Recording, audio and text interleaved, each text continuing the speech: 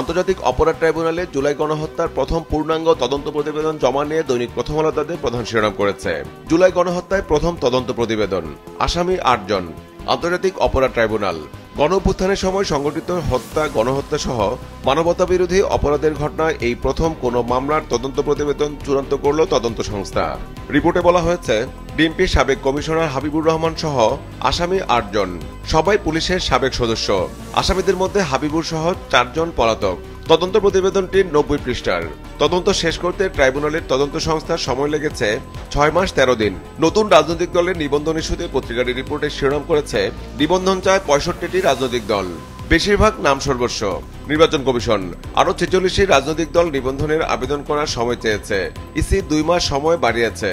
বিগত জাতীয় সংসদ নির্বাচনের আগে ৯৩টি দল নিবন্ধনের জন্য আবেদন করেছিল।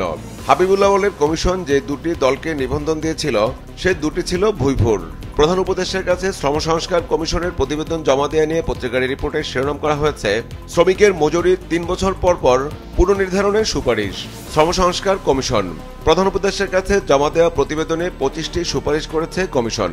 উল্লেখযোগ্য সুপারিশগুলো হচ্ছে, সময়মতো মজুরি না দিলে ক্ষতিপূরণ, ট্রেড ইউনিয়ন করার শর্ত শিথিল, স্থায়ী কাজে আউটসোর্সিং বন্ধ, মাতৃত্বকালীন ছুটি ৬ মাস, কর্মক্ষেত্রে তুই তুমি সম্বোধন নয়। দৈনিক সমকালও তাদের প্রধান শিরোনাম করেছে, আন্তর্জাতিক অপরাধ ট্রাইব্যুনালে প্রথম পূর্ণাঙ্গ তদন্ত প্রতিবেদন জমা ইস্যুতে ৮ পুলিশ সদস্যকে অভিযুক্ত করে প্রথম প্রতিবেদন।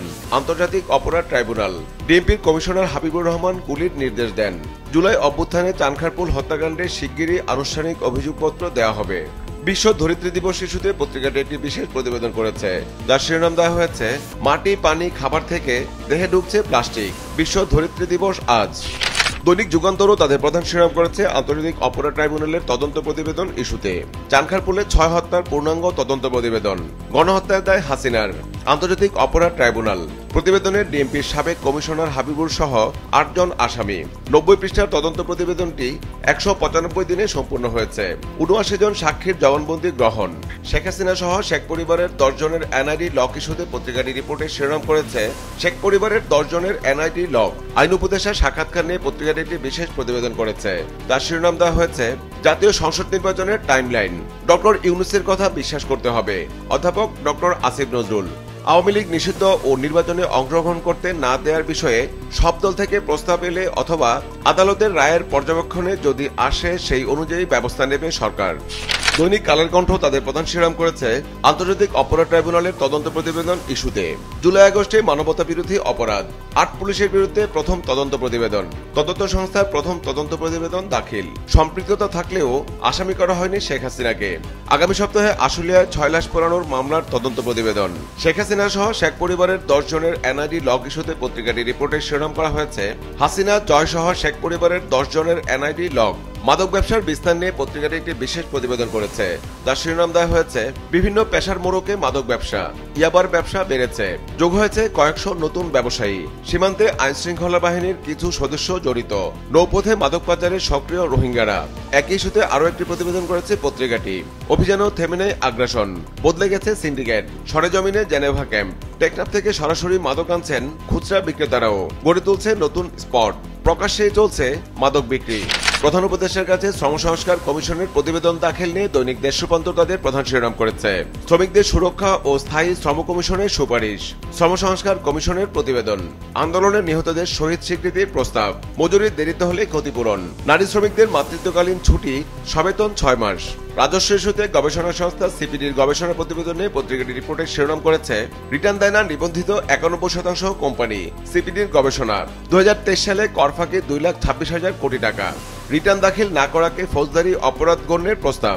আওয়ামী লীগ নিয়ে পত্রিকাটি একটি বিশেষ প্রতিবেদন করেছে, যার শিরোনাম দেওয়া হয়েছে, মে জুনে রাজপথ দখলের টার্গেট আওয়ামী লীগের, ধরপাকড় সত্ত্বেও ঝটিকা মিছিল, মিছিল রুখতে মাঠে থাকবে ছাত্ররা, পুলিশের গাফিলতি হলে ব্যবস্থা, স্বরাষ্ট্র উপদেষ্টা। প্রশাসনের চুক্তিভিত্তিক নিয়োগ ইস্যুতে দৈনিক কালবেলা তাদের একটি বিশেষ প্রতিবেদন করেছে, যার শিরোনাম দেওয়া হয়েছে, চুক্তির চক্করে প্রশাসন, শীর্ষ সব পদেই চুক্তিভিত্তিক সচিব। উদ্ভাবনের চিন্তা নেই বড় কর্তাদের, হালনাগাদ প্রশাসনের সঙ্গে নেই পরিচিতি।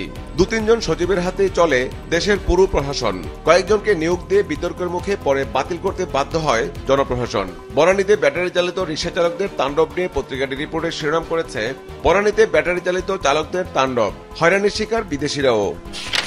আগামী জাতীয় সংসদ নির্বাচন সেরে বাংলাদেশ প্রতিদিন তাদের প্রধান শিরোনাম করেছে, পক্ষ ভারী করছে দলগুলো। ডিসেম্বরের নির্বাচন আদায়ে সর্বদলীয় জনমত গঠনের সিরিজ বৈঠকে বিএনপি।